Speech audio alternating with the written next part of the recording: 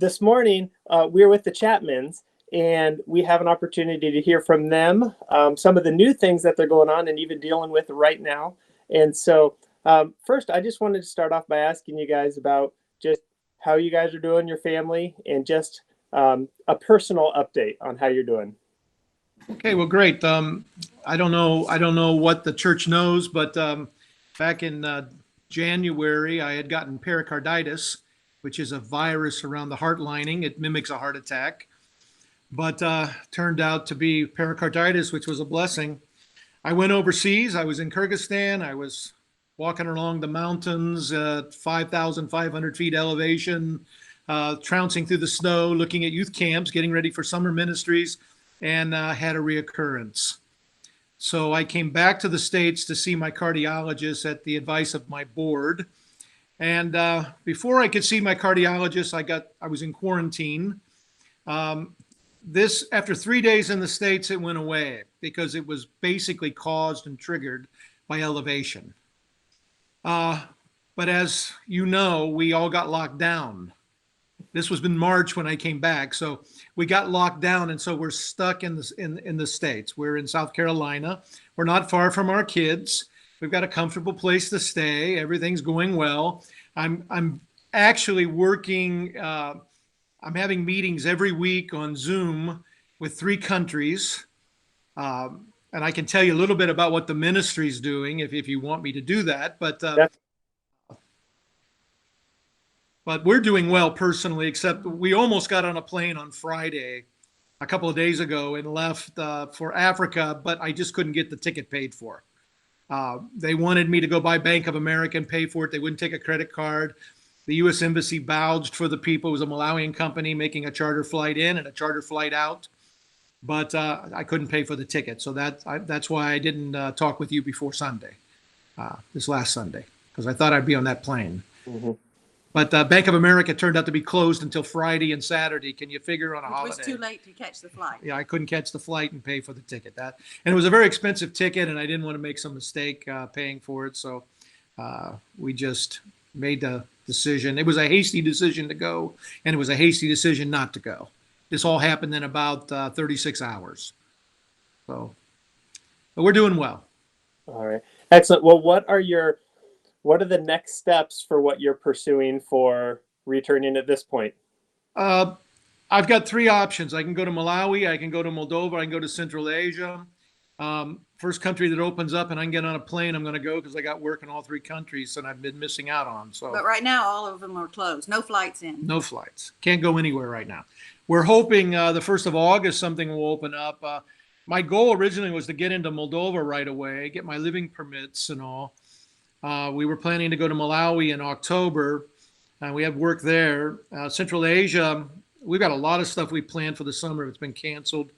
The next thing we have for Central Asia, I'm supposed to help run some modular schools there. We're not bringing students to Moldova this year, so we're going to run modular schools in, we hope, Shymkent, Kazakhstan, for what would be our potential students that would come to Moldova normally, but right now we have no idea if that will actually happen at this point. So I've got plans, but the plans keep changing. We understand that. It seems like each week there's something new and we're having to adjust to. We're all in the boat, aren't we?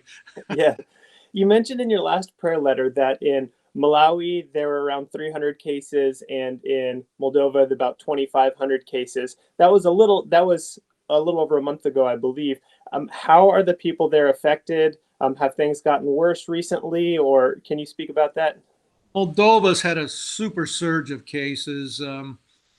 Malawi, not so much. There are probably 1,000 cases in Malawi, but Moldova, I think, has 5,000 or 6,000 cases now. They're not seeing a lot of people die, but there's a lot of cases, and that's kind of what's kept us from going back. Of course, Europe has put a travel ban against the United States, so that kind of affects anything we do in Moldova. I could fly to Turkey today, but I couldn't go anywhere from there. Turkey's not got a travel ban against us. And I would fly through Turkey to get to Moldova, but right now I just couldn't get in. If Moldova opens the door to go back, I've got a living permit for for Malawi. I have a living permit, so I could go at any time the flights resume. even if it was a charter flight, because I'm like a resident there. So, and that's the case till September. So once September comes around, then I'm sort That of expires. that expires. So I wanted to get back and renew that living permit, and that's kind of why I was hoping to get on that Friday flight. But actually, in Malawi, the ministry is carrying on. Right now, we're in the middle of training for our day camps and church planning teams that are going out. And those teams are going to go out. We've sent money there to get new wheels for the bicycles and repair them. And the guys are being trained in one location right now. Next week, they'll be trained in a secondary location. Another group of guys. We'll be sending out 9 teams. We hope to start 20 to 40 churches again this year in Malawi. We're not able to run the normal schools that we run there, but I did speak to some of my doctors there. These are Malawian doctors who we hire for our medical clinics. And I'm sending them down to the capital to speak to the medical council and find out why they're not allowing us to run medical clinics when they're going to have political rallies. If I were there, the first thing I was going to do when I got back, head down to the medical council, look them in the eye and say, we need to run our medical clinics.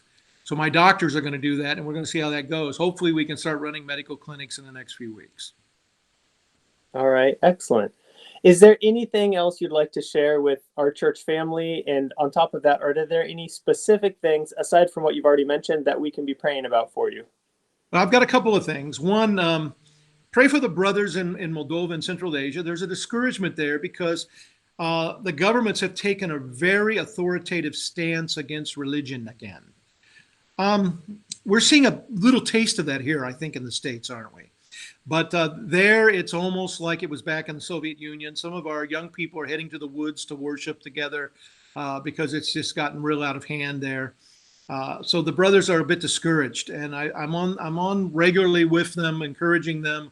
I've talked to them about this is a time for just let's pray, let's reflect, let's think about how we're going to manage our ministry in a way in which, when this is over, which we can be very effective with the gospel. And we're coming up with a lot of new ideas on how we're going to minister both in Asia and in Moldova.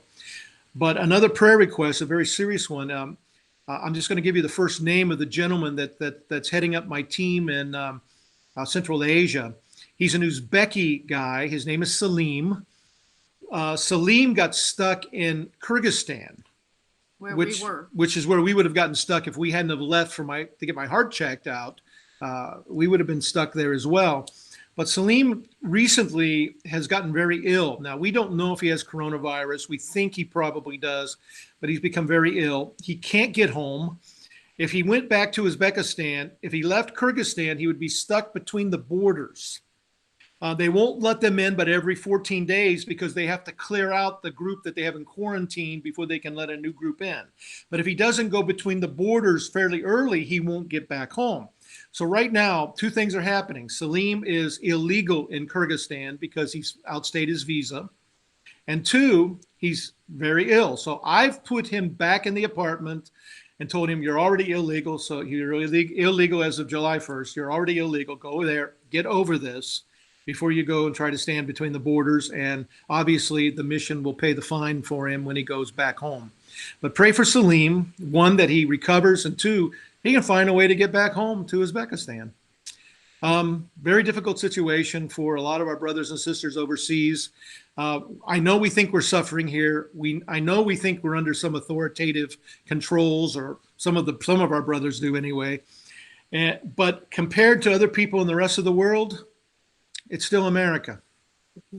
So let's not be too discouraged, and let's pray for those overseas who I feel really are suffering through these times.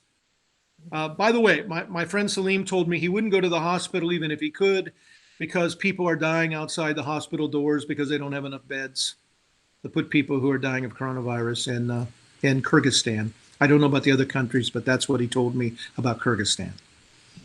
So, well, that's a very good reminder. We are very blessed, and we have so much to be thankful for. And even though we often seem to remember the things to complain about, we like to gripe and complain and feel sorry for ourselves, but we really have so much to be thankful for. And it's a good reminder to remember those that are struggling in ways that we really don't understand. And for most of us, we can't comprehend the struggles that people are facing on a daily basis we're too focused on our small problems. So I appreciate that reminder. That's very good. So we'll pray for him, and pray for you guys as well as you're trying to navigate how to take your next steps and how to get back and keep ministry going. But while you've been forcefully staying in the U.S., I hope that time has been beneficial and family-wise and time together-wise. And we know God's in control and He's working His plan perfectly. So, but really, very much do appreciate the update and just being able to